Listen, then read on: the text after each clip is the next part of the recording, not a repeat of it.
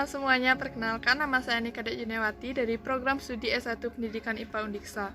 Nah, berkaitan dengan tugas ujian akhir mata kuliah PKN Rombel 35, di video kali ini saya akan menyampaikan poin-poin penting dari esai yang telah saya buat.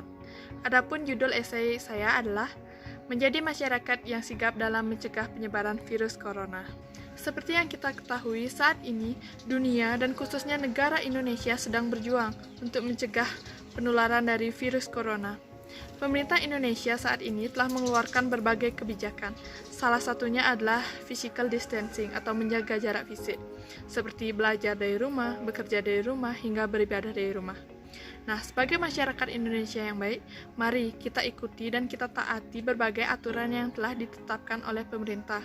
Mari kita sigap untuk mencegah penyebaran dari virus corona.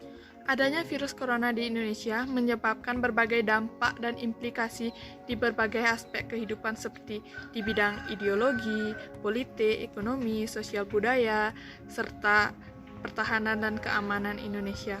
Implikasi yang pertama dapat kita lihat di bidang ideologi. Seperti yang kita ketahui, masyarakat Indonesia memahami dengan baik ideologi Pancasila. Namun, dengan adanya virus corona, saat ini masyarakat Indonesia mengalami kepanikan, sehingga mereka tidak bisa menerapkan ideologi Pancasila dalam kehidupan sehari-hari dengan baik. Dan penerapan ideologi Pancasila semakin meluntur di masyarakat.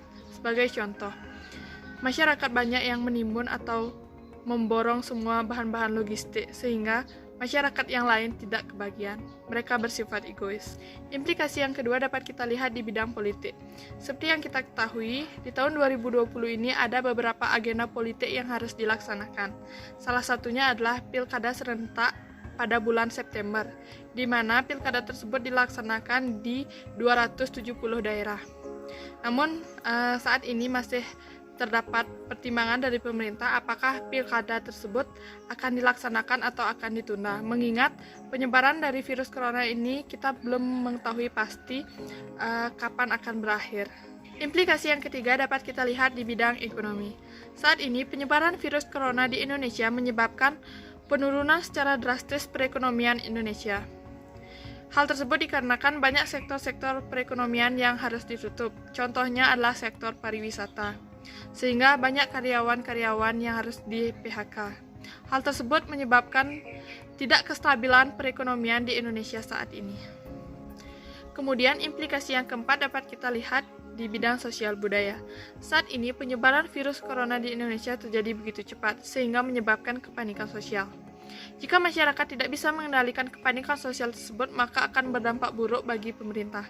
Sedangkan saat ini pemerintah telah berusaha untuk menangani dan membuat peraturan-peraturan agar bisa memutus rantai penyebaran dari virus corona tersebut. Salah satunya adalah dengan diam di rumah, beraktivitas di rumah, selalu memakai masker jika bepergian, memakan masakan sendiri, selalu cuci tangan, gunakan hand sanitizer, dan jauhi kerumunan. Nah, perlu kita sadari bahwa pemerintah melakukan semua itu untuk memulihkan kondisi sosial dari wilayah Indonesia itu sendiri. Jadi penting bagi kita sebagai masyarakat untuk sigap dalam mentaati segala peraturan yang telah ditetapkan oleh pemerintah. Implikasi yang kelima dapat kita lihat di bidang pertahanan dan keamanan. Seperti yang kita ketahui, tenaga medis berperan penting dalam menangani pasien yang terinfeksi virus corona.